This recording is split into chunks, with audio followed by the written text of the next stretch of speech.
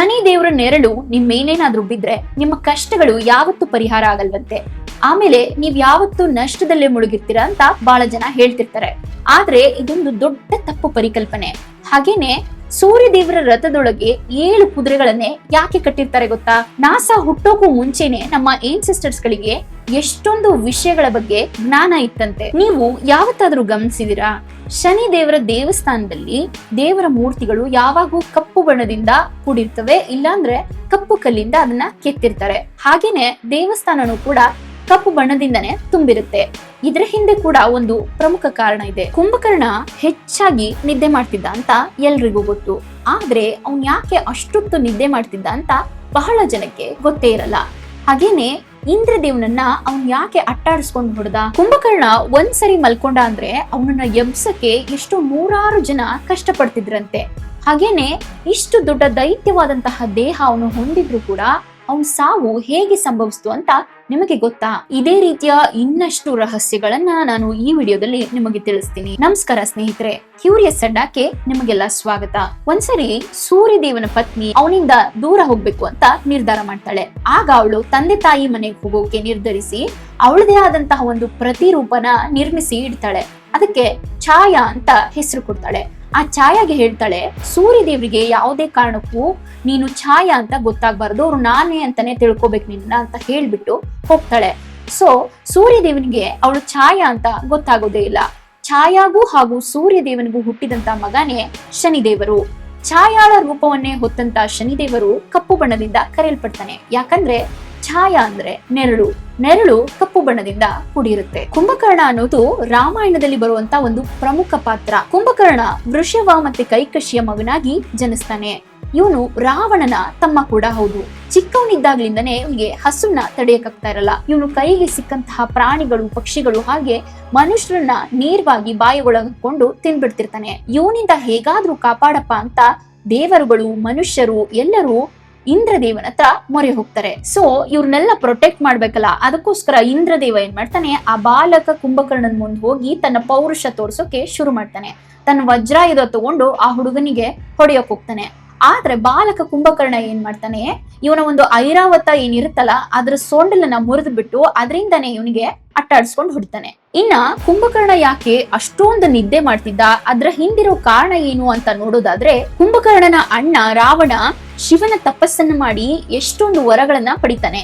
ಅದೇ ರೀತಿಯಲ್ಲಿ ಕುಂಭಕರ್ಣನು ಕೂಡ ಬ್ರಹ್ಮನ ತಪಸ್ಸನ್ನು ಮಾಡಿ ನಾನು ಅನೇಕ ವರಗಳನ್ನ ಪಡಿಬೇಕು ಅನ್ನೋ ಆಸೆಯಿಂದ ಬ್ರಹ್ಮದೇವರ ತಪಸ್ಸನ್ನ ಮಾಡೋಕೆ ಶುರು ಮಾಡ್ತಾನೆ. ಓಂ ಬ್ರಹ್ಮದೇವಾಯ ನಮಃ. ಓಂ ಬ್ರಹ್ಮದೇವಾಯ ನಮಃ. ಓಂ ಬ್ರಹ್ಮದೇವಾಯ ನಮಃ. ಸಾಧಾರಣವಾಗಿನೇ ಕುಂಭಕರ್ಣನ್ಗೆ ಯಾವುದೇ ವರ ಇಲ್ದಿದ್ರು ಕೂಡ ಅವನು ಎಲ್ಲಾ ಜೀವ ಜಂತುಗಳಿಗೂ ಕಷ್ಟ ಕೊಡ್ತಿರ್ತಾನೆ. ಇನ್ನೇನಾದ್ರೂ ಅವನಿಗೆ ವರ ಸಿಕ್ಬಿಟ್ರೆ, ಬ್ರಹ್ಮದೇವ ಏನಾದ್ರೂ ಅವನ್ಗೆ ಅಸ್ತು ಅಂದ್ಬಿಟ್ರೆ, ಅವನು ಇನ್ನುಳಿದಿರುವಂತ ಎಲ್ಲಾ ಜೀವ ಜಂತುಗಳನ್ನ, ಪ್ರಾಣಿಗಳನ್ನ ಸಾಯಿಸೋಕೆ ಶುರು ಮಾಡ್ತಾನೆ ಅಂತ ಹೆದರಿದಂತಹ ಇಂದ್ರದೇವ ಬ್ರಹ್ಮದೇವರ ಹತ್ರ ಹೋಗಿ ಅವನ್ಗೆ ಯಾವುದೇ ರೀತಿಯಾದಂತಹ ವರ ಕೊಡ್ಬೇಡ ಅಂತ ಕೈ ಮುಗಿದು ಪ್ರಾರ್ಥನೆ ಮಾಡ್ಕೊಳ್ತಾನೆ. ಇದಕ್ಕೆ ಸುತಾರಾಮ್ ಒಪ್ಪದ ಬ್ರಹ್ಮದೇವ, ಇಲ್ಲ, ಅವನು ನನಗೋಸ್ಕರ ಘೋರವಾದ ತಪಸ್ಸನ್ನ ಮಾಡ್ತಾ ಇದ್ದಾನೆ, ಅವನು ಯಾವ ರೀತಿಯಾದಂತಹ ವರ ಕೇಳಿದ್ರು ನಾನು ಅದಕ್ಕೆ ಒಪ್ಲೇಬೇಕು, ಆ ವರನ ನಾನು ಕೊಡ್ಲೇಬೇಕು. ಆದ್ರೆ ಯಾವುದೇ ರೀತಿಯ ಶಕ್ತಿಶಾಲಿ ವರಗಳನ್ನ ಅವನು ಕೇಳದೆ ಇರೋ ರೀತಿ ನೋಡ್ಕೊಳ್ಳೋದು ನಿನ್ನ ಜವಾಬ್ದಾರಿ ಇಂದ್ರದೇವ ಅಂತ ಹೇಳಿ ಬ್ರಹ್ಮದೇವ ಕುಂಭಕರ್ಣನ ಮುಂದೆ ಪ್ರತ್ಯಕ್ಷನಾಗ್ತಾನೆ. ಬ್ರಹ್ಮದೇವರ ನಿರ್ಧಾರನ ಕೇಳಿದಂತಹ ಇಂದ್ರದೇವ ಸರಸ್ವತಿ ದೇವಿ ಹತ್ರ ಹೋಗಿ, ದೇವಿ ಇದಕ್ಕೇನಾದ್ರೂ ನೀವೇ ಪರಿಹಾರ ಕೊಡಿ ಅಂತ ಬೇಡ್ಕೊಳ್ತಾನೆ. ಅಲ್ಲಿ ಪ್ರತ್ಯಕ್ಷನಾದಂತಹ ಬ್ರಹ್ಮದೇವ ಕುಂಭಕರ್ಣನಿಗೆ ನಿನಗೆ ಯಾವ ವರ ಬೇಕು ಕೇಳು ಭಕ್ತ ಅಂತ ಹೇಳ್ತಾನೆ. ಆದ್ರೆ ಕುಂಭಕರ್ಣನಿಗೆ ಒಂದು ಆಸೆ ಇರುತ್ತೆ, ಇಂದ್ರಾಸನ ಬೇಕು ನನಗೆ ಅನ್ನೋದು ಅವನಿಗೆ ಒಂದು ಯಾವಾಗ್ಲೂ ಆಸೆ ಇರುತ್ತೆ. ಸೋನು ಇಂದ್ರಾಸನ ಕೇಳ್ಬೇಕು ಅಂತ ಅನ್ಕೊಂಡಿರ್ತಾನೆ. ಆದ್ರೆ ಸರಸ್ವತಿ ದೇವಿ ಕುಂಭಕರ್ಣನ ನಾಲ್ಗೆ ಮೇಲೆ ಬಂದು ತಾಂಡವ ಆಡೋಕೆ ಶುರು ಮಾಡ್ತಾಳೆ. ಇವನು ಇಂದ್ರಾಸನ ಇಂದ್ರಾಸನ ಅಂತ ಕೇಳೋ ಬದಲು ನಿದ್ರಾಸನ ನಿದ್ರಾಸನ ಅಂತ ತೊದಲಿಸಿ ಬಿಡ್ತಾನೆ. ಕುಂಭಕರ್ಣನ 2ನೇ ವರ ಏನಾಗಿರುತ್ತೆ ಅಂದ್ರೆ ನಿರ್ದೇವತ್ವ, ಅಂದ್ರೆ ದೇವಾನುದೇವತೆಗಳ ವಿನಾಶ ಅಂತ ಅರ್ಥ. ಅವನು ನಿರ್ದೇವತ್ವ ಅಂತ ಹೇಳ್ಬೇಕಾದಂತಹ ಜಾಗದಲ್ಲಿ ಸರಸ್ವತಿ ನಿದ್ರಾವತ್ವ ಅಂತ ಇಳಿಸ್ಬಿಡ್ತಾಳೆ. ಅಂದ್ರೆ ನಿದ್ರೆಯನ್ನ ಕೇಳೋ ತರ ಅವನ ನಾಲಿಗೆಯನ್ನ ಸರಸ್ವತಿ ಬದಲಾಯಿಸ್ಬಿಡ್ತಾಳೆ. ಈ 2 ವರಗಳಿಗೆ ಬ್ರಹ್ಮದೇವರು ತಥಾಸ್ತು ಅಂತ ವರನ ಕೊಟ್ಟು ಮಾಯ ಆಗ್ಬಿಡ್ತಾರೆ. ಇದರಿಂದ ಗೊಂದಲಗೊಂಡಂತಹ ಕುಂಭಕರ್ಣ ತನ್ನ ಅಣ್ಣ ರಾವಣನ ಬಳಿ ಹೋಗಿ ನಡೆದದ್ದನ್ನೆಲ್ಲ ಹೇಳ್ತಾನೆ. ಆಗ ರಾವಣ ಮತ್ತೆ ಬ್ರಹ್ಮದೇವರ ಮೊರೆ ಹೋಗ್ತಾನೆ. ಹೋಗಿ ಅವನು ಹೇಳ್ತಾನೆ, ಬ್ರಹ್ಮದೇವ್ರೆ, ನನ್ನ ತಮ್ಮ ಜೀವನ ಪೂರ್ತಿ ನಿದ್ದೆ ಮಾಡೋ ರೀತಿ ಅಂತ ವರನ ಕೊಟ್ಟಿದ್ದೀರಾ ನೀವು, ಆದ್ರೆ ಅದ್ರೊಳಗೆ ಏನಾದ್ರೂ ಕಡಿತಗೊಳಿಸಿ ಅವನು ಸ್ವಲ್ಪ ನಿದ್ದೆ ಮಾಡೋ ತರ ಮಾಡಿ ಅಂತ ಬೇಡ್ಕೊಳ್ತಾನೆ. ಆಗ ಬ್ರಹ್ಮದೇವರು ಈ ರೀತಿ ಹೇಳ್ತಾರೆ, ಕುಂಭಕರ್ಣ ವರ್ಷದಲ್ಲಿ 6 ತಿಂಗಳುಗಳ ಕಾಲ ನಿದ್ರೆ ಮಾಡ್ತಾನೆ. ಆದ್ರೆ ಅವನ ಹಸಿವು ಮತ್ತೆ ತೃಪ್ತಿಯಾದಾಗ ಅವನು ಪುನಃ ನಿದ್ರೆಗೆ ಜಾರಿ ಬಿಡ್ತಾನೆ. ಈ ರೀತಿ ಕುಂಭಕರ್ಣ ತಾನು ಕೇಳಿದ ವರದಿಂದಲೇ ಹೆಚ್ಚು ನಿದ್ರೆ ಮಾಡ್ತಾನೆ. ಕುಂಭಕರ್ಣ ನಿದ್ದೆಯಲ್ಲಿದ್ದಾಗ ಅವನನ್ನ ಎದ್ದೇಳಿಸಕ್ಕೆ ರಾವಣನ ಸೈನ್ಯ ಅದೆಷ್ಟೋ ಹರಸಾಹಸ ಪಡ್ತಾ ಇದ್ರು. ಹಾಗೇನೆ ಇಷ್ಟೆಲ್ಲ ಪರಾಕ್ರಮಿಯಾಗಿದ್ದ ಹಾಗೂ ದೈತ್ಯ ದೇಹನ ಹೊಂದಿದಂತಹ ಕುಂಭಕರ್ಣ ಯಾವ ರೀತಿ ಸಾವನ್ನಪ್ಪಿದ ಅಂತ ಕೇಳಿದ್ರೆ ನೀವೆಲ್ಲರೂ ಬೇಜಾರಾಗ್ತೀರಾ. ಹೌದು, ಸೀತಾಮಾತೆಯನ್ನ ರಾವಣ ಅಪಹರಿಸಿದಾಗ ಶ್ರೀರಾಮಚಂದ್ರ, ಲಕ್ಷ್ಮಣ ಹಾಗೆ ಇಡೀ ಕಪಿಸೇನೆಯು ರಾವಣನ ವಿರುದ್ಧ ಯುದ್ಧಕ್ಕೆ ನಿಂತಿರುತ್ತೆ. ಯುದ್ಧ ಶುರು ಆಗೇ ಬಿಡುತ್ತೆ. ಕಪಿ ಸೈನ್ಯದ ಬಲವನ್ನ ಕಂಡಂತಹ ರಾವಣನಿಗೆ ಭಯ ಆಗೋಕೆ ಶುರುವಾಗುತ್ತೆ. ಮುಂದೆ ಏನ್ ಮಾಡ್ಬೇಕು ಅಂತ ಅವನಿಗೆ ತೋಚೋದೇ ಇಲ್ಲ. ಆಗ ಪರಾಕ್ರಮಿಯಾದ ತನ್ನ ತಮ್ಮ ಕುಂಭಕರ್ಣನನ್ನ ಎದ್ದೇಳಿಸಿ ಅಂತ ಹೇಳಿ ಸೈನ್ಯಕ್ಕೆ ಆದೇಶ ಕೊಡ್ತಾನೆ. ರಾವಣನ ಆದೇಶದಂತೆ ಸೈನಿಕರು ಕುಂಭಕರ್ಣನ ಕೋಟೆ ಬಳಿ ಹೋಗ್ತಾರೆ. ಆದ್ರೆ ಕುಂಭಕರ್ಣ ಅಲ್ಲಿ ಗಾಢವಾದ ನಿದ್ರೆ ಒಳಗೆ ಮುಳುಗಿರ್ತಾನೆ. ಅವನನ್ನ ಎಬ್ಸಕ್ಕೆ ಸೈನಿಕರು ಏನೇನೋ ದೊಡ್ಡ ದೊಡ್ಡ ಶಬ್ದಗಳನ್ನ ಮಾಡೋಕ್ ಶುರು ಮಾಡ್ತಾರೆ. ಆದ್ರೆ ರಾವಣನ ಉಸಿರಿನ ರಭಸಕ್ಕೆ ಸೈನಿಕರುಗಳು ತೂರಾಡ್ಕೊಂಡು ಹೋಗ್ತಿರ್ತಾರೆ. ಅಷ್ಟೇ ಸಾಲದೆ ಸೈನಿಕರೆಲ್ಲ ಆಯುಧಗಳನ್ನ ತೆಗೆದುಕೊಂಡು ಅವನ ಮೇಲ್ ಹತ್ತಿ ಅವನನ್ನ ಆಯುಧದಿಂದ ಚುಚ್ಚುತ್ತಾ ಇದ್ರು.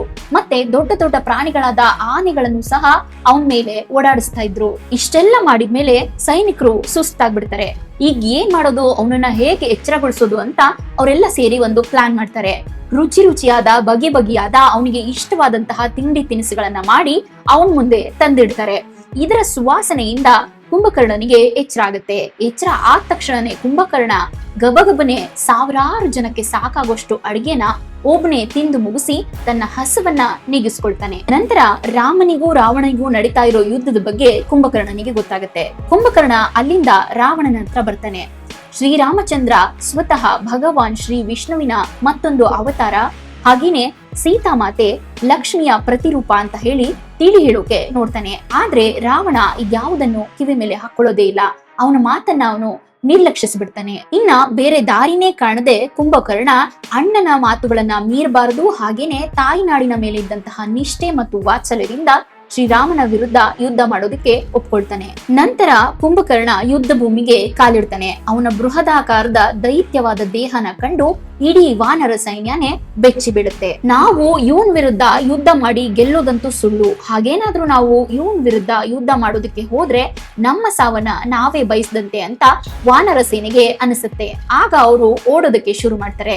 ನಂತರ ಅಲ್ಲಿಗೆ ಬಂದಂತಹ ಸುಗ್ರೀವ ಮತ್ತೆ ವಾನರರಿಗೆ ಪ್ರೇರೇಪಣೆಯನ್ನ ಕೊಟ್ಟು ಅವನ ವಿರುದ್ಧ ಯುದ್ಧವನ್ನ ಮಾಡೋದಕ್ಕೆ ಧೈರ್ಯವನ್ನ ತುಂಬುತ್ತಾನೆ. ನಂತರ ವಾನರ ಸೇನೆ ಮತ್ತೆ ಕುಂಭಕರ್ಣನ ಮೇಲೆ ಯುದ್ಧ ಮಾಡೋದಕ್ಕೆ ಶುರು ಮಾಡ್ತಾರೆ. ಆಗ ಅವರು ದೊಡ್ಡ ದೊಡ್ಡ ಬಂಡೆ ಕಲ್ಲುಗಳನ್ನ ಕುಂಭಕರ್ಣನ ಮೈ ಮೇಲೆ ಎಸಿತಾರೆ. ಆದ್ರೆ ಆ ಬಂಡೆ ಕಲ್ಲುಗಳು ಅವನ ಮೈಗೆ ತಾಕಿ ಸಣ್ಣ ಸಣ್ಣ ಮಣ್ಣಿನ ಪುಡಿಗಳಾಗಿ ನೆಲಕ್ಕೆ ಉದುರುತ್ತವೆ. ಕುಂಭಕರ್ಣ ಒಂದೇ ಸಾರಿಗೆ 10-15 ಜನರನ್ನ ಕೈಯಲ್ಲಿ ಹಿಡಿದು ನುಂಗಿ ಬಿಡ್ತಾನೆ. ಆ ಯುದ್ಧದಲ್ಲಿ ಕುಂಭಕರ್ಣನ ವಿರುದ್ಧವಾಗಿ ರಾಮ, ಲಕ್ಷ್ಮಣ, ಸುಗ್ರೀವ ಹಾಗೆ ಹನುಮಂತ ಮುಂತಾದವರೆಲ್ಲರೂ ಅವನ ವಿರುದ್ಧ ಯುದ್ಧ ಮಾಡ್ತಾರೆ. ಮೊದಲನೇದಾಗಿ ಸುಗ್ರೀವ ಅವನಿಗೆ ಹೊಡೆಯೋದಕ್ಕೆ ಬರ್ತಾನೆ. ಆಗ ಸಿಟ್ಟಿಗೆದ್ದ ಕುಂಭಕರ್ಣ ಸುಗ್ರೀವನನ್ನ ಕಾಲಿನಿಂದ ತುಳಿತಾನೆ. ಆದ್ರೆ ಸುಗ್ರೀವ ಹೇಗೋ ಮಾಡಿ ಅದರಿಂದ ತಪ್ಪಿಸ್ಕೊಂಡು ಹೊರಗೆ ಬರ್ತಾನೆ. ಇದನ್ನೆಲ್ಲ ನೋಡಿದಂತ ಹನುಮಂತನಿಗೆ ಇನ್ನಷ್ಟು ಸಿಟ್ಟು ಜಾಸ್ತಿ ಆಗುತ್ತೆ. ಹನುಮಂತ ತನ್ನ ದೇಹವನ್ನ ಕುಂಭಕರ್ಣನ ದೇಹದಷ್ಟೇ ಎತ್ತರವಾಗಿ ಮಾಡ್ಕೊಳ್ತಾನೆ. ಈಗ ಕುಂಭಕರ್ಣ ಮತ್ತೆ ಹನುಮಂತನ ನಡುವೆ ಯುದ್ಧ ಜೋರಾಗಿ ನಡೆಯೋಕ್ ಶುರು ಆಗುತ್ತೆ. ಇಬ್ರು ಒಬ್ರಿಗೊಬ್ರು ಹೊಡೆದಾಡ್ಕೊಳ್ತಿರ್ತಾರೆ. ಆಗ ಇಬ್ರು ನೆಲ ಕುರುಳಿ ಬಿದ್ದು ಬಿಡ್ತಾರೆ.